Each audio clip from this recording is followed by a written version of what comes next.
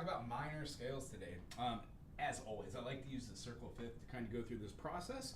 So if you're new to this whole adventure with the circle fifths, it's simply a mechanism that we use to be able to learn a few things about music basics. If you're with me on this channel, you should know by now that all chords are devised of 3 notes, 1, 2, and 3. In the Western ear, we have scales that I'm pretty sure you heard somebody in your lifetime go do, re, mi, fa, sol, la, ti, do. If you haven't, that's called the solfege. It's essentially the 7 diatonic notes that are just a family of notes. When put together, they spell out the chords or the triads. So what I try to do is start the concept of every session by putting a circle, explaining that we have a C. When we have a C here, there must be over here some sort of C that has all the sharps, meaning no sharps, all the sharps. And the same exact thing kind of happens on the other side where you would have like a C flat over here, and it has all the flats. Now, what am I talking about? When we have a 1, a 2, a 3, a 4, a 5, 6, and a 7, we're talking about 3 distinct majors, 3 distinct minors. Ooh, that light's horrible there. Maybe I should bring that down. 3 distinct majors, 3 distinct minors, and then 1 diminished. Out of the possibilities of triads or sounds, what we have on any standard instrument would be a combination of those tones. Like in the key of C major, we'd have a 1, a 3, and a 5. The reason why C major is generally taught from is because all the white notes are in the key of C major. Meaning if we have a C, D, E, F, G, A, B, C, we're representing all the same notes that are in music. We just happen to be aligning them right here as having a C, then a D, right here. Now the concept from this is kind of twofold here. I'm going to write it really kind of big, but this F right here isn't part of the sharps. In fact, I'm going to double it and give it some pizzazz. Oh, that's so gratifying.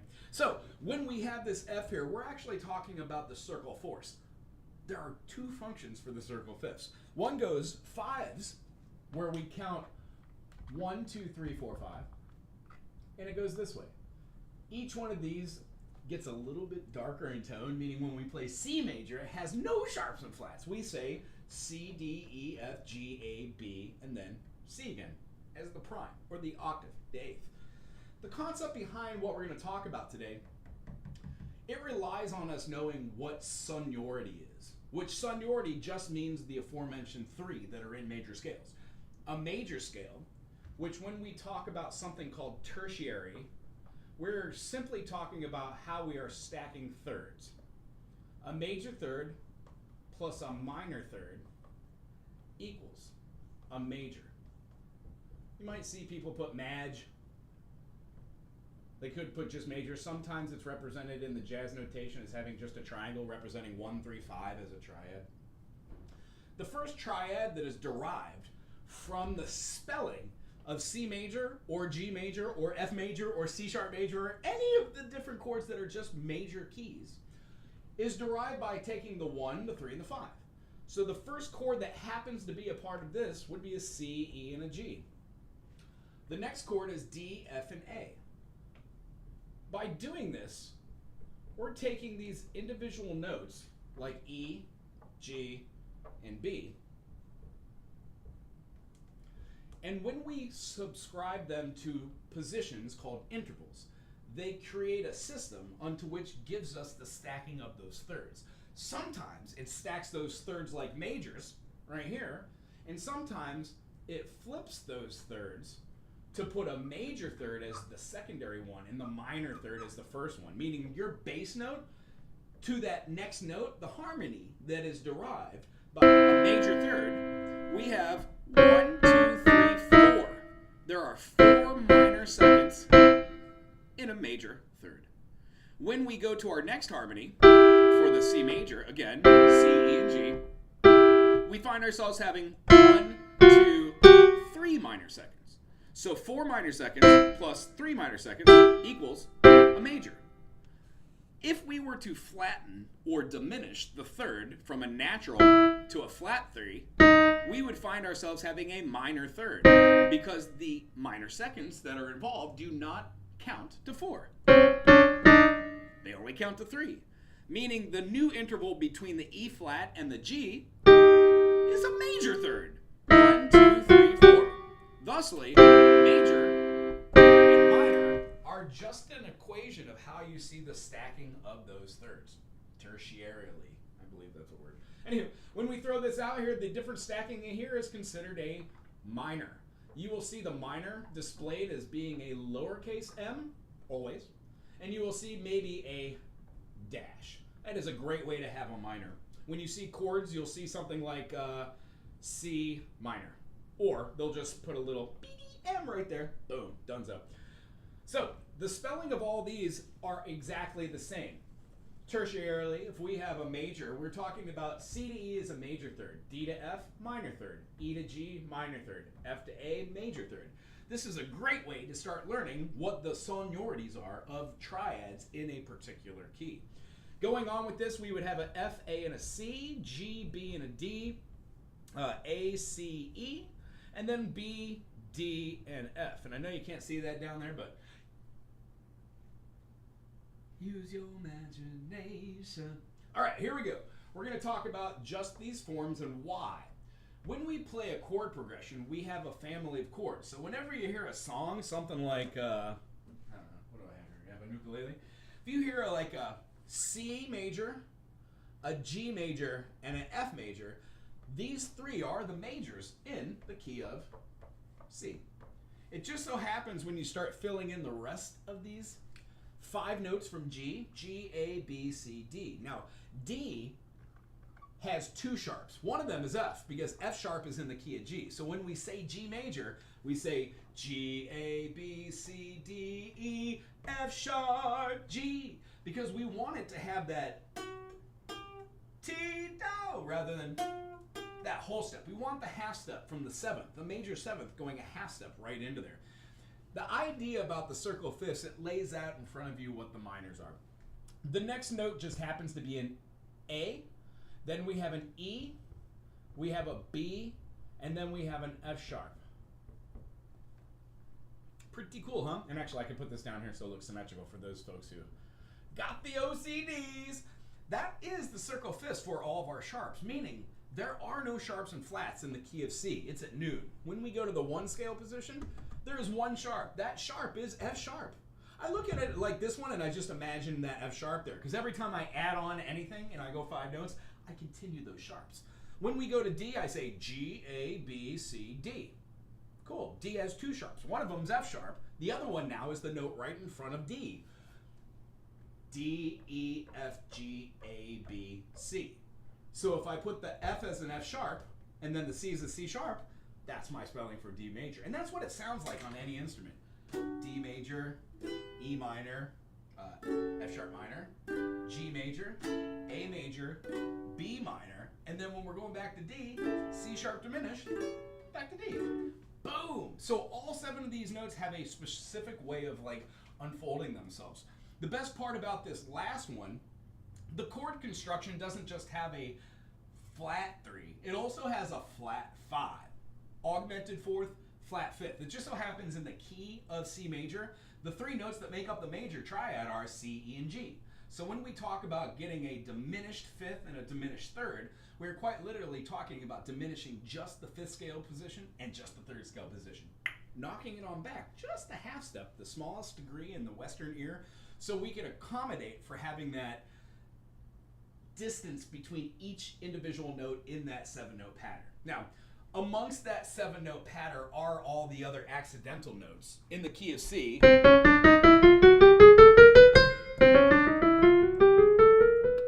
when we have these notes, they're the notes that are in between.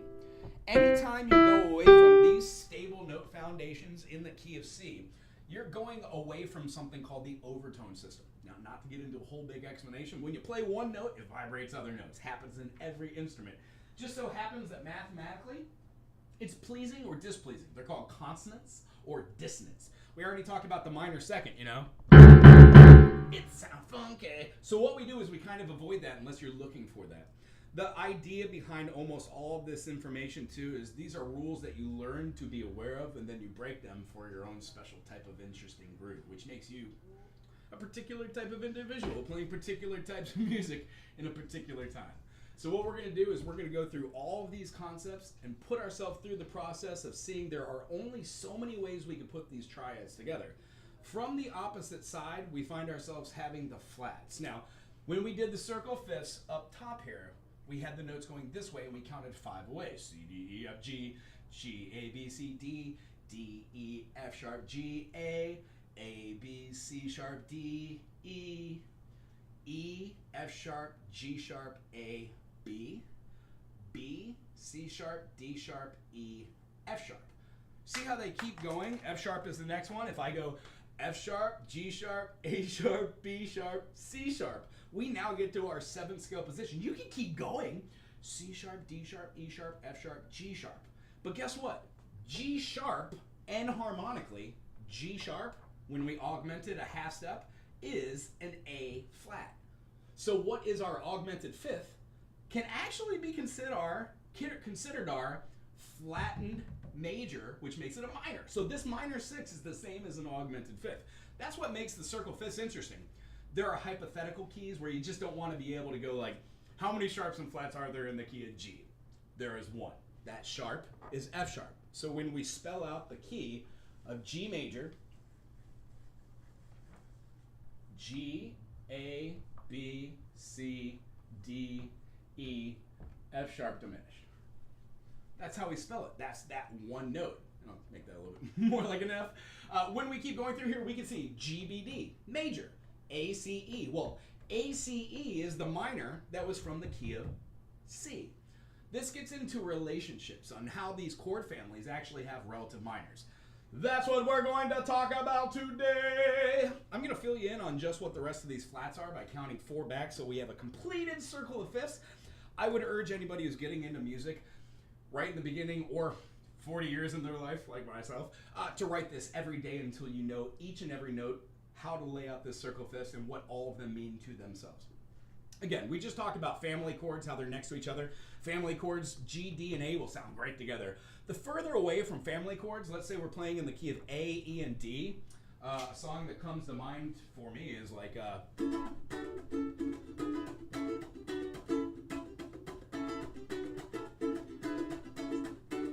Whoa! Paul Simon. The further away we get from those 3 notes, if I were to replace one of those with a C that's a little bit further away, watch how different it is when I replace it with an A. I mean, with an F. That's what we're working with. Now I'm going to replace it. Hear how it just doesn't only sound wrong, it just feels like it's not part of that group. Watch what an F sounds like. Here we go.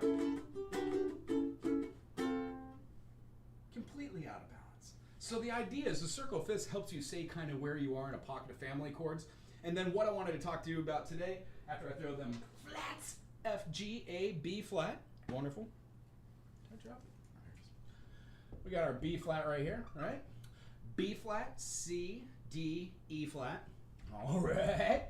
Got our E flat, F, G, A flat. All right. We got the A flat right here. A flat, B flat, C, D flat. All right. D flat right here. D flat, E flat, A flat, G flat. Okay. Well, we're going to put that one right here. And then G flat, A flat, B flat, C flat. Already there, right? Because we talked about it earlier. So what we're seeing right here, and I'll just give a little circle and put these away.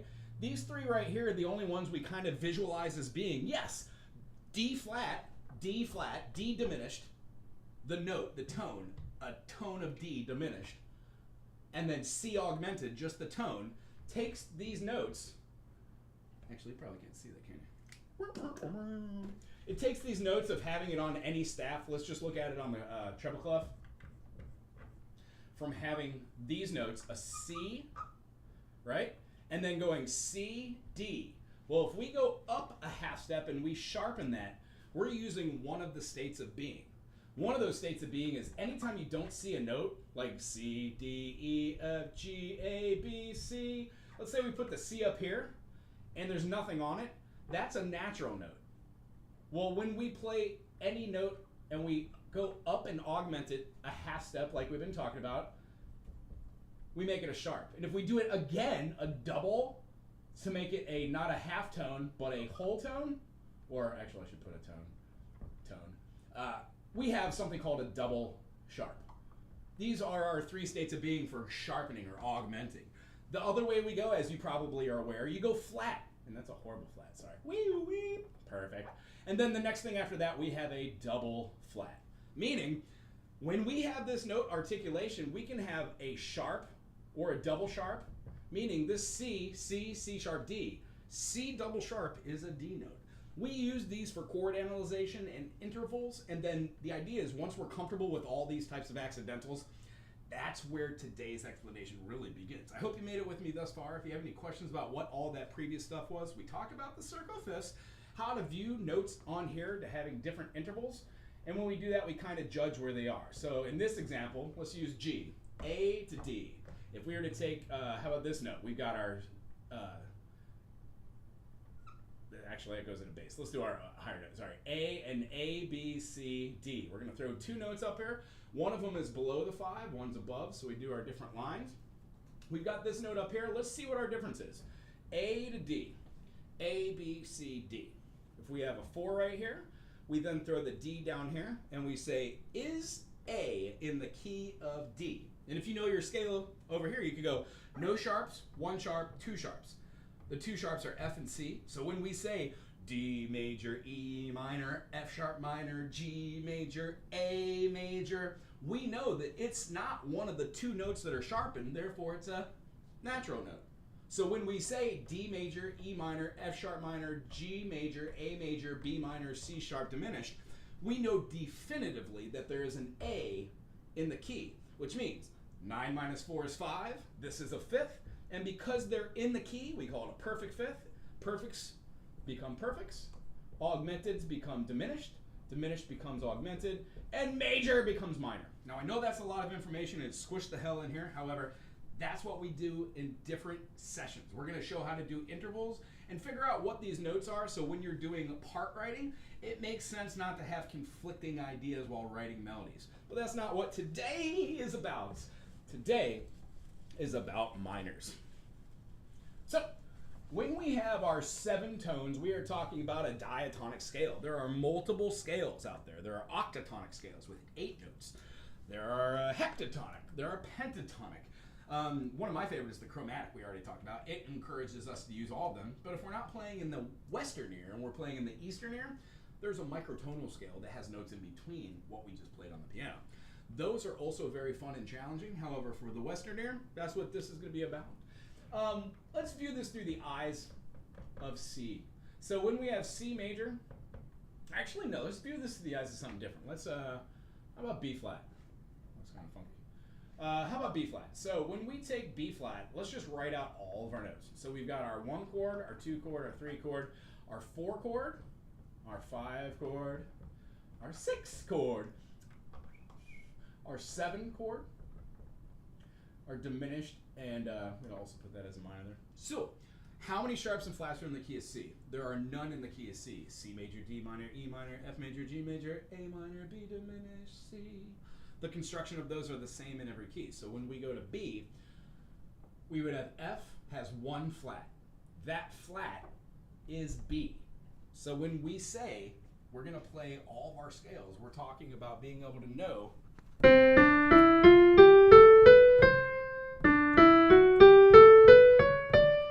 doesn't matter what your instrument is, but when you get to the certain scale you're working on, noticing what that B flat is, knowing that F, G, A, B is part of C.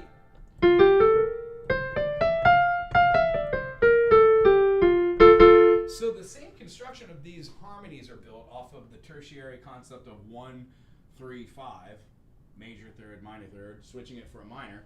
But when we go to B flat, we go through the circle. So if there is one flat in the key of F and it's B flat, and there are two flats in the key of B flat, and E flat, you see where this is going. E flat would have three flats. B flat, E flat, A flat. A flat has four flats. B flat, E flat, A flat, D flat. We continue on that, adding on one flat that's already pointed out for us. And the one thing I want to do before we jump into the minor expressions and explain what natural minor, melodic minor, and harmonic minor are, we want to talk about just a little mechanism to make this circle easier. If you had the key of D, which we already expressed had two sharps, F sharp and C sharp, we would say, how many notes are there in a major scale? You say 7. Cool. Take away those two sharps, and how many flats do you have left? 5. There are 5 flats in the key of D flat. 1, 2, 3, 4, 5. Absolutely. How many sharps and flats are there in the key of B major? All right. None in C, 1 in G, 2 in D, 3 in A, 4 in E, 5 in B. What are those? F, C, G, D, and A. So when you say B major, you say B major, C sharp minor, D sharp minor, E major, F sharp major, G sharp minor, A sharp diminished. But we're not looking for the key of B, which has 5 sharps. Needs to go this way off screen. We're in the key of B flat, which has 2 flats. Remember? 5 sharps in the key of B, 2 in the key of B flat. So when we go to do B flat, we know that the B flat and the E flat are the 2 in the key of B flat. This gives us our scale. So we can start writing out all of our triads. But rather than writing the triads, I'm talking about what a B major is and a C minor. I'm sorry, B flat major and a C minor, D minor, blah, blah, blah. We're going to talk about this through the eyes of the minor. Now, the 6th chord is called the relative minor. When you're looking at the circle of fifths, you can go, what's 4 notes away? 1, 2, 3, 4. Now, granted, it's a lot of numbers. There is a mechanism. Thanks for the hard work. Oh, thank you, Mr. Torrance. Tell you what, I've got students that are still learning this on all age and all level. I love the circle. It helped me understand stuff that I was grasping at my whole life by listening to music. And because a little bit of vocabulary and a little bit of handwriting, note cards, and then just communicating with other musicians goes a long way. Music that stupefied me makes more sense now. And honestly, it shows in a little bit of my playing and writing style. That's just me personally. Also, this is just one person's approach to understanding something which is really complicated. If you have any advice for me or others in the music section here, please put it. What helped you on your journey? I'd love to hear it. And interact if you want. So when going through the circle of fifths here and then through the circle of fourths, I know that there's a lot of information that tends to be put out here. The idea of going 4 to get your flats, but also going 4 notes to get a relative minor seems weird, but it's just a mechanism. If you remember the mechanism, this thing makes sense. The relative minor in the key of C, no sharps, no flats, C, D, E, F, G, A. That one note, which is the 6th, that's going to be that one's going to be your relative minor. So in the key of G, G, D, A, E. E minor is your relative minor. And the reason being is they both have the same amount of sharps and flats. This is a stretch, and I hope you like it. And come back to this if it doesn't make sense. This will be the money shot. Oh, that was a bad reference. Like in basketball and sports. Sports! So here we go. G major has how many sharps? It has 1. Cool. How many does E have? It has 4. F, C, G, and D. Why? We go to here, count back from the F. Okay. So we've got an E, F, G, A, B, C, and D. This is my diminished. What sharp's in the key of G? It was F. What sharp's in the key of D? It's C. What sharp is in the key of A? How do I know this? D, E, F, G, A. Go 5 notes, circle fifths, find it. Go back a half step, hit that sharp. 1, 2, 3, 4, 5. E, what's right before it? Y, D. These are the 4 sharps in the key of E. Now check this out. I want to know why E major and G major aren't relative. But why is E minor the relative minor of G? Well, when we take any major scale, which is what you view all of music in, anytime you do analyzation, you view it through the eyes of the major. At least that's the way I was taught. So when we take any major scale, if we say 1, 2, 3, 4, 5, 6, 7, 1, we are playing and singing major scale, it doesn't matter what key it's in. The distance between the 1 and 2 is a whole step. Then we have a whole step, half step, whole step, whole step, whole step, half step. So when we do these movements, no matter what key we're in, like in B flat, we would have a B flat major, a C minor, a D minor, an E flat major, an F major, a G minor, an A diminished, and then we would have our B flat again. So the contest for this in the key of A major, or E major rather, is E, F sharp, G sharp, A, B, C sharp, D sharp, E. Well, to make any major a minor, we flatten the third, we flatten the sixth, we flatten the seventh. Sounds like Zelda. And then we get our minor scale. Whole step, half step, whole step, whole step, half step, whole step, whole step.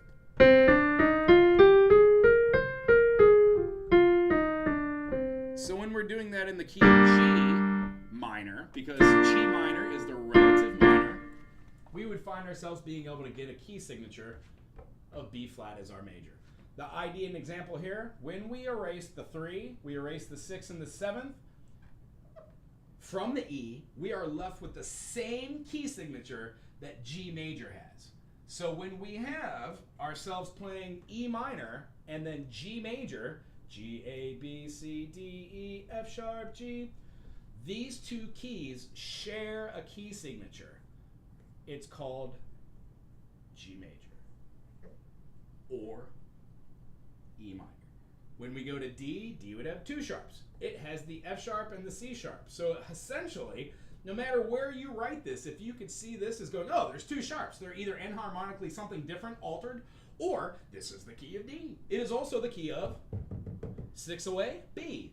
D, A, E, B. 4 notes away on the circle fifth, boom, blam. Shows it to you. So what we're going to do today is we're going to look at this idea through the circle fifths and the key of B flat major or G minor. 1, 2, 3, 4, 5. When we put in our treble clef, because it's just easy to work from there, when we take the key of B flat or G minor, you betcha, this is what the key signature looks like. It has 2 flats, and these 2 flats dictate that when we have a 1 chord, here's how we write it. Our 1 chord now is a lowercase 1.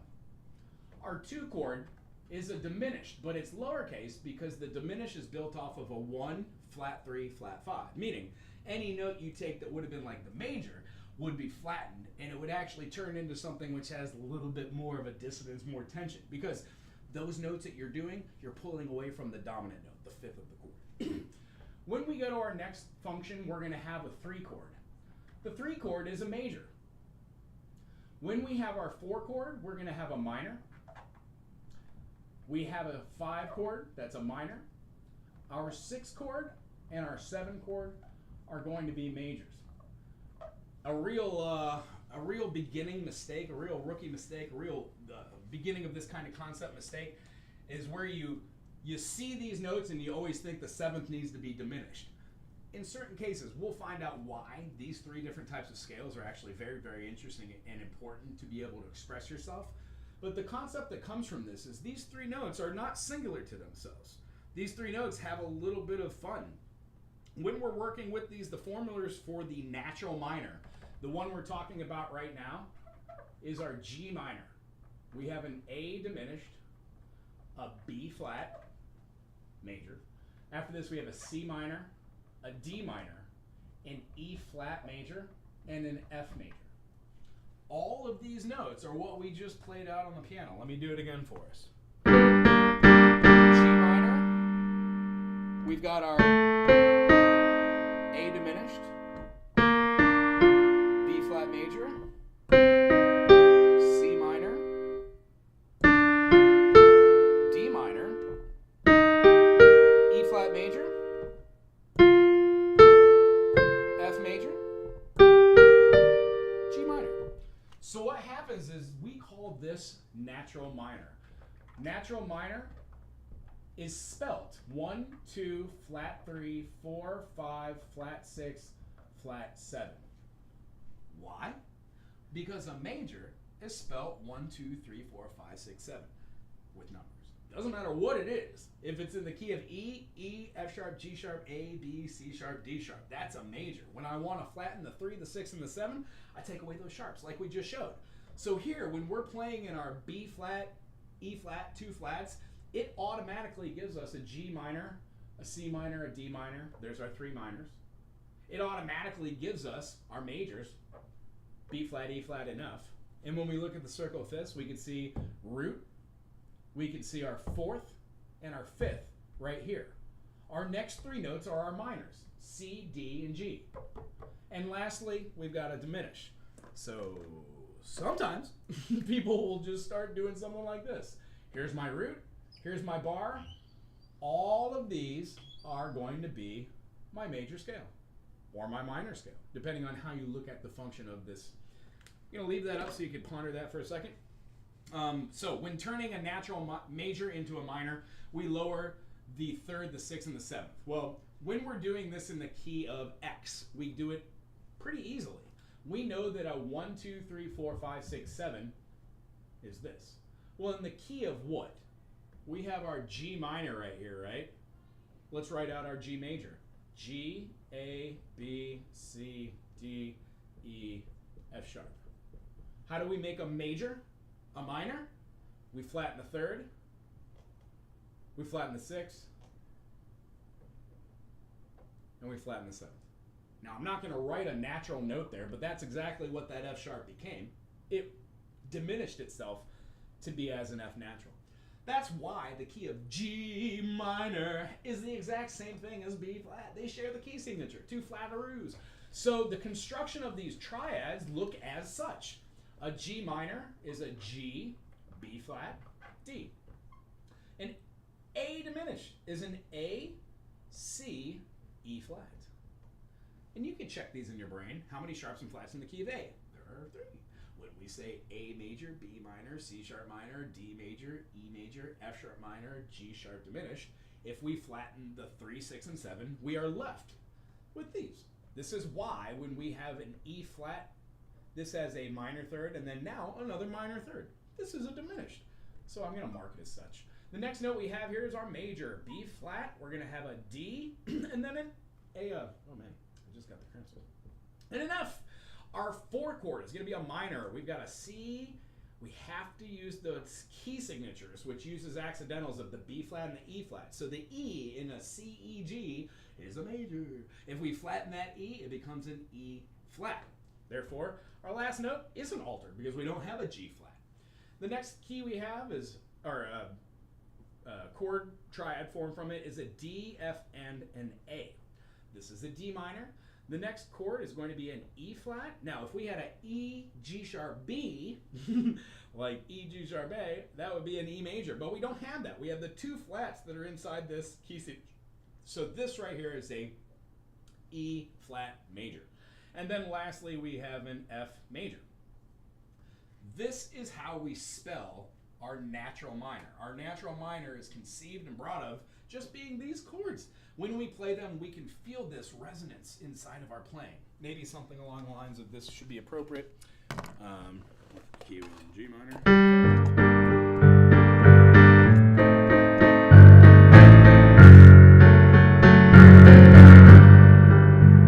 Feel the gravity that F sharp had towards the G. Well, that note is not in the key of B flat or G minor.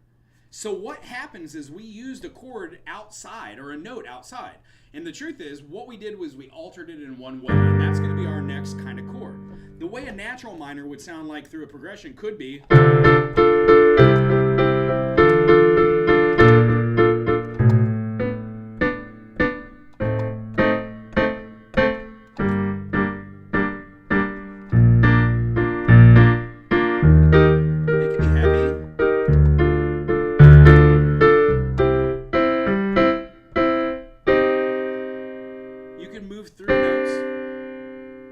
concept is you want to stick with the G minor with a C minor, B flat major, D minor,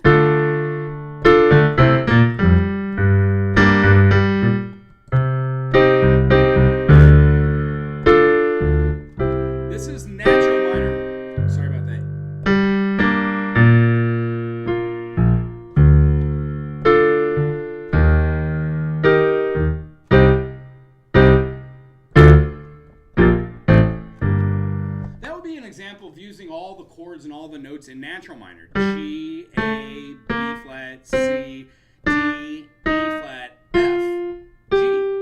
When we're shooting for something called harmonic minor, which is really one of my favorites, we're going to alter one of these notes. The note that we alter needs to refer back to the major. Hey Tom, aloha. Needs to refer back to the major, meaning we need to keep an idea of what our G, A, B, C, D, E, and then F sharp was. When we changed major into minor, we put a B flat, right? And we put an E flat, because that's flattening the third, flattening the sixth. In a harmonic minor, the spelling is 1, 2, 1, 2, flat 3, 4, 5, flat 6. But then we have natural 7. Now I'm not going to write a natural again because I don't want to muddy the water there, but notice how natural minor has 3 flats. Harmonic minor raises that scale degree 7 from being the minor 7th, the note that's in betwixt these notes right here, to being the major 7th from the key of G. Now I know this is confusing, but the concept behind here is if you raise this leading tone, it does exactly what the namesake does. The leading tone or lending tone lends itself to this key of the minor, the natural minor, by 1 scale degree, thusly changing the distance between its last note, the 6th of the chord. It makes it a minor 3rd. And that tension is way bigger in comparison to anything else. Therefore, that push and pull of tension with these notes allows that chord to do some magical things. Now let's lay it out here. Every time we see an F in any of these keys, we're going to make that into an F sharp.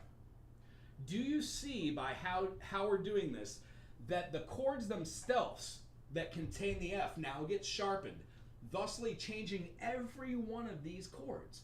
When you have these notes in here and this notation and you raise this leading tone, the chords that have the F in it now have to go up and augment that single tone in its own triad by a half step, thusly making a lot more tension. Let's go see it over there. Let's show what natural minor looks like and then showing this.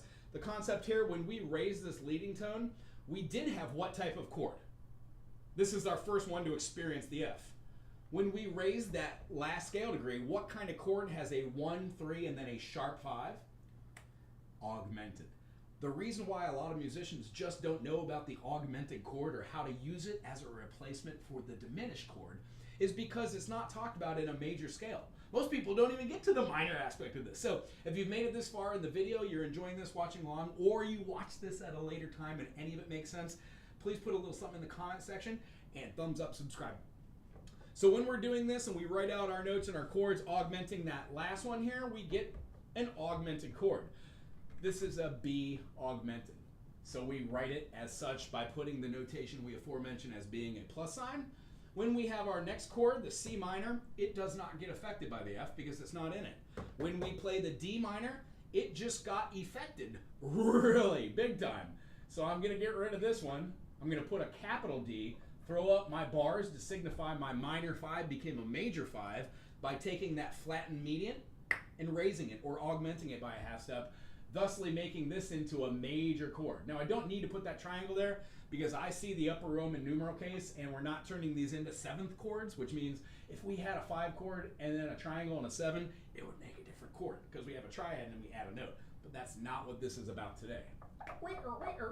All right, our next chord, E flat major. Does it have an F in it? No, don't worry about it. Our last chord has an F sharp, A, and a C now. Oh, gee golly whiz. That doesn't feel right to me. So the concept behind this is we have to look at this last chord as being one of those aforementioned 7 chords. Believe it or not, the B, D, F, if we were to write B, D, F right here, and we were to have A, C, we would have these chords that mesh together and make like a full diminished, half diminished. In the course of our events here, we can see that this chord that's derived from here, G minor, A diminished, B flat major, C minor, D minor, E flat major, F major, and G minor, when altered becomes G minor. We have our next chord which wasn't affected, the A diminished. Now look at this A diminished. We have our A, C, E. If we took just this chord right here, the F sharp A, C, and then we put our E flat here, which is exactly what I just had right there, you could see how playing just this diminished and then playing the last diminished, when played together, make this amazing chord.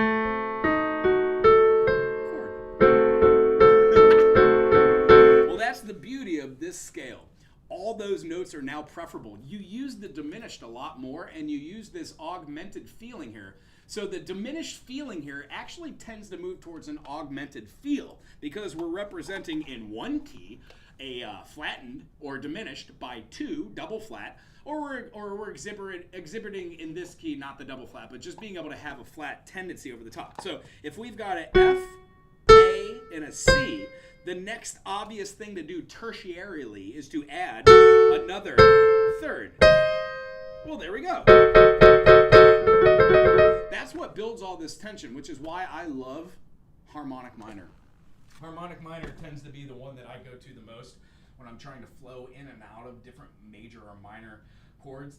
And then it allows me to freely express myself with this 7th. So if you hold that F sharp in the key of G away for a little minute, you build more tension because the ear expects to hear it. Why? Because we altered the D already. The D has an F sharp in it now. Not only that, but we made this 3rd chord into an augmented. So when we get the opportunity to play with that sound, it feels something like this. So let's play something like G minor to the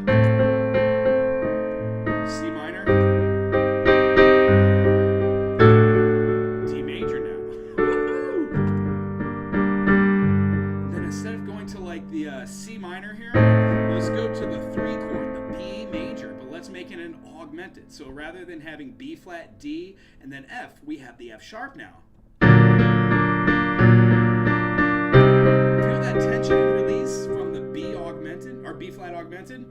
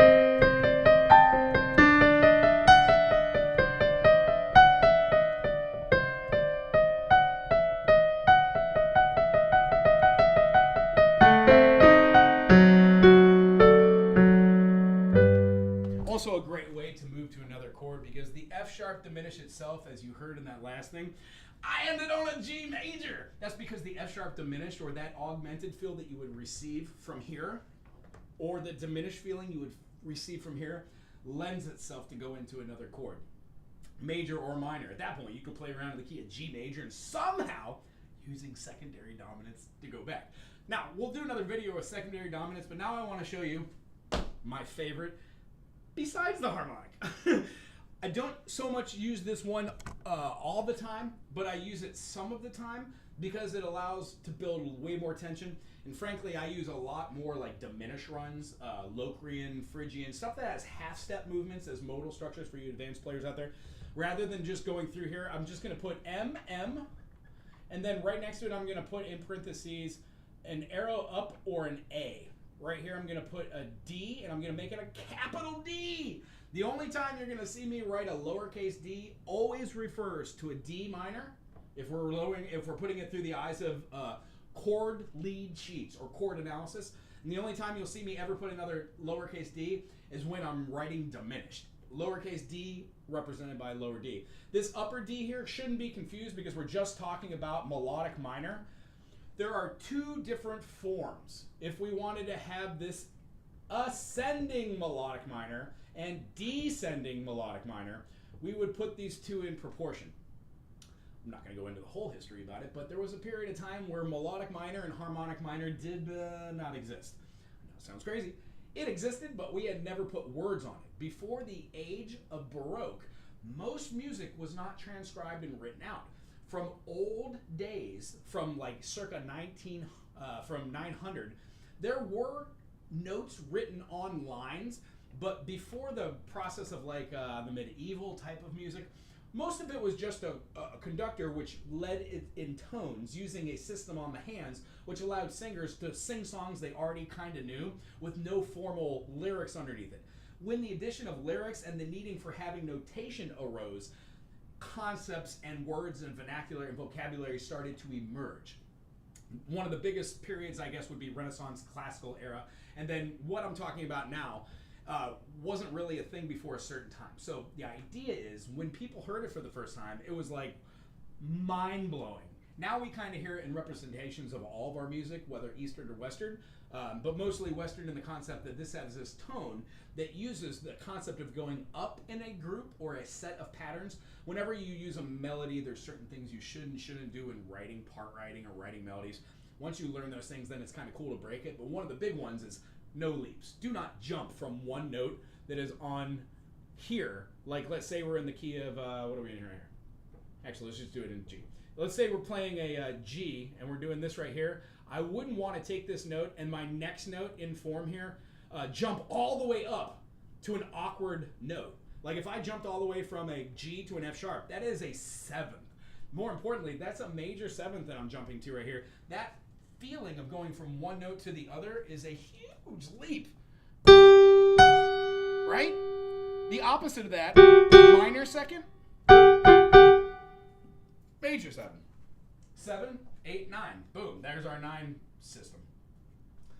When I see these notes in here, you don't want to jump. And generally, if you're moving from one point to another, you would want to have these notes go in step. So we would definitely go from like a G to a B, and then we would skip the C and go to the D. When we play the D, at least these notes now are going up in form. If you were putting them with different parts, you wouldn't want to have parts that are doing the same type of movement. The kind of idea is, I'm going to get into a whole video here if I start talking about movements.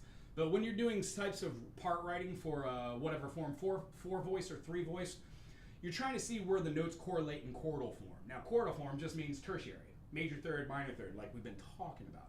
When using relative minor, we're talking about playing the G minor with B flat. So they're vice versa. You can do anything. As soon as you change the tone in harmonic minor to represent the F sharp, and now your B flat major as an F sharp, that makes a completely different tone. That makes this one, of course, all amended with a sharp 5. So when we do the melodic minor, we still have the spelling of a 1 flat 3. Anytime you have a flat 3, anytime you have the flat 3 is considered to be a flat note or a diminished note, making any chord or any scale you do a minor. Hey Jeffrey, is the volume a little better now? I just maxed out my volume. I want to make sure that I'm not breaking anybody's ears or drums. Is that better? A little bit. Sorry about that. How's the piano sound too when I play that? Was that too weak? Let's see. We got about 4 minutes. Nice. Sorry about that. I'll try and audio boost that. I'll ask my IT guy to see if we could get that up for the final version, whatever this is. Thank you very much. So moving this aside, the last thing I want to talk about is that third. Anytime you have a flat 3, it is considered a minor scale. There is only 1 or 2 exceptions. I'm not going to break your brain, but there's certain modes that are called blank major modes, but they have a flat 3.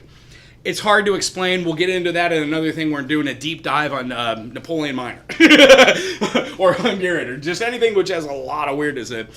One of the things I want to do is go through the final thing here. 4, 5, 6, 7. Notice what we did. When we played our major chord, we took our, let's say, G major.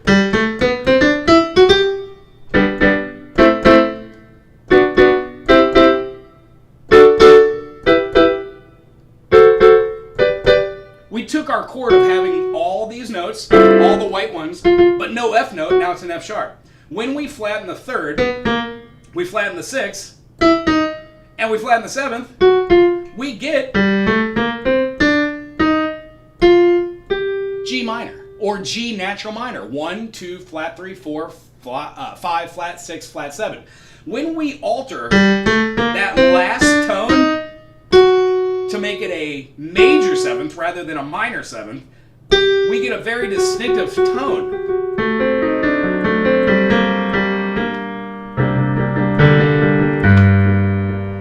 When we take that tone and we raise not only the seventh, but we raise the sixth from an E flat to an E, we now have changed all of these tones. Gee golly whiz. Well, what does this mean? E flat, erased. E flat, erased. E flat, erased. So each one of these tones becomes something different. This diminished chord now becomes just a minor chord. Our augmented here still adheres to the F sharp, right? But now we have a sharpened E. We had an E flat, so now it's an E natural in its state of being. And then lastly, we had a E, G, E flat, G flat, E flat, G, and a B flat. That gave us this E major. But now when we go up to here, or E flat major, when we go up now, we have now a sharpened note. This now does the same thing. This has a double flat kind of feeling as well. If we were to add the next note after B, it would be C, then go to a D. There's no D flat in here, so what we have is a G, B flat, D, which feels like our major, and then we have this over the top. So we're going to continue to have this, but now through the eyes of this, what is an E major? It's an E, G sharp, and a B. So what happens when you take these notes and you flatten the third, and you flatten here? You betcha. You just achieved a diminished. So we've now changed the E flat major into an E diminished. And then here we're going to continue to keep this. This E flat doesn't stay as an E flat. It becomes an E natural. And we'll see what that happens down there. Now we're talking about seventh chords there. And I don't want to talk about seventh chords. But you naturally are going to see me play that. And then this is going to be the last thing I want to wrap it up on. When you go up, you play every one of those E notes as a natural. And when you go down, you play every single one of those as a flat note. It's considering, thank you for the piano update there. Considering what we're doing here, the only thing we're really doing is calling attention to when you go up, you utilize the natural six, and when you go down, you utilize, that is flat. Use the flat six when you're going up, natural six and flat when you go down. Here's what it looks like in the key of G. So we've got a G, B flat, D. We're gonna have our A, C, and now E. Instead of having a diminished, we've got a minor. We now have a B flat augmented, which still is there, builds a little tension.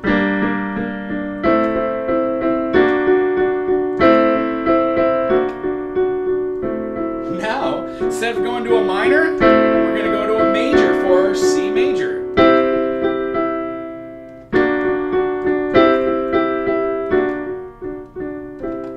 Our D now is a D major, because it was a minor.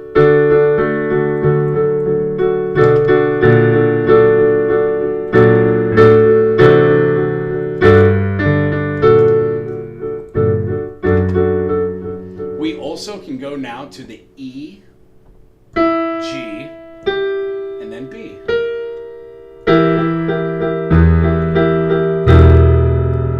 To our F, A, C, but now it's not a minor, it's a diminished, and it goes back into our minor.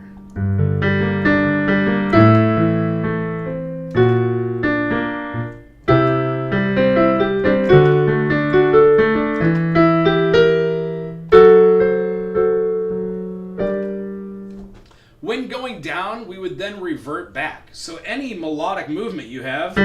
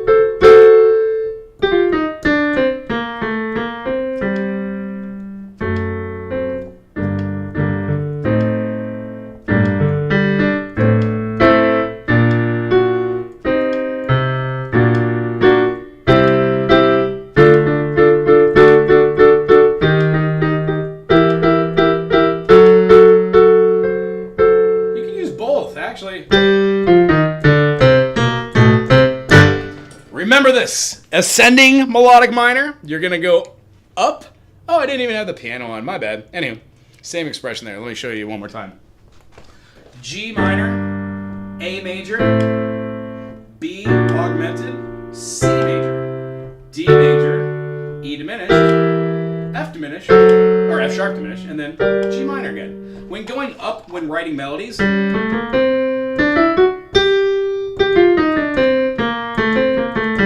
would go down in natural minor. If you're going up using the E natural and the F sharp, now when you go descending, you want to use the F natural and the E flat. And those are great little movements in any key.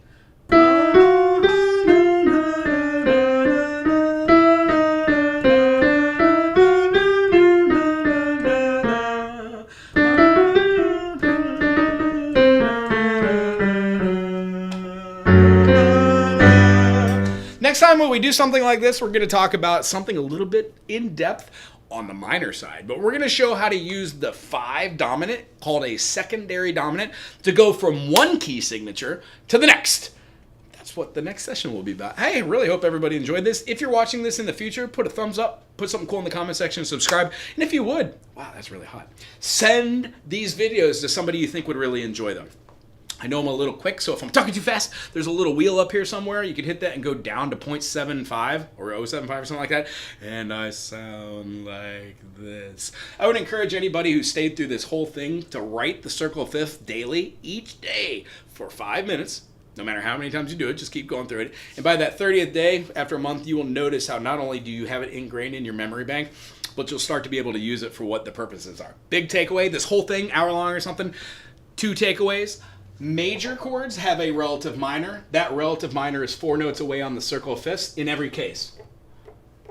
If you know how to play a little bit of music on your instrument, no matter what it is, if you're playing in the key of C on the ukulele, then you definitely can play an A minor. All the notes that are in A minor.